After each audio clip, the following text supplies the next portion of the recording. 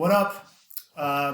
Take two for us. We got interrupted the last time, but this is Steve and Krista from IU talking to you today about passing. So we want to thank all our good friends for the Volley On thing that they got going on. We'd love to help and pass on our 2 cents about passing the volleyball. So luckily, both Krista and I played. We were lucky enough to play in Final Fours and both had to pass, and now we're lucky enough to coach at the college level with some great kids who do the skill at a really high level. So we want to pass on some advice. The other cool thing about Krista and I is we come from very different systems. So I played at Penn State. She played at Washington. Both looked at the skills sometimes a little bit different, but we love that as kind of a 1-2 punch for us. It gives us some context and some different ways of looking at it and teaching it. We think that teaching skills is a lot like teaching math. There's a lot of different ways to do it.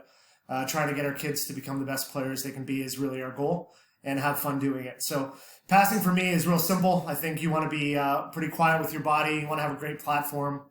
At Penn State, we passed the ball a little tighter to the net. At Indiana, we're keeping it off the net a little bit. We like to be greedy and keep the ball on our side.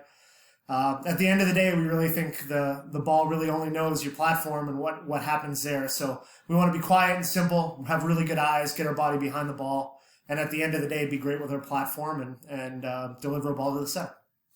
Cool. So now we'll go through a couple plays here that in our match versus Nebraska. I think this ball starts out with Haley. She gets her arms outside of her body a little bit, but holds the angle to keep the ball off the net. That's kind of exactly what we're after.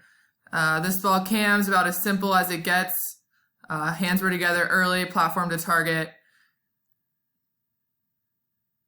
This one, Megan keeps her shoulders forward, holds her pose toward the end of her pass to get the ball to go where she wants to go. There, Cam's a little crazy with her body, but her platform is pretty steady and gets the ball, like I said, where she wants it to go to. Haley had to let it go by there. The ball traveled past her a little bit, and she was able to get her platform on the ball outside of her midline. Megan did a really good job shuffling there to get the ball to her midline and kept her body still pretty simple in the movement. Cam, really good eyes, good platform to keep the ball off the net on that short serve.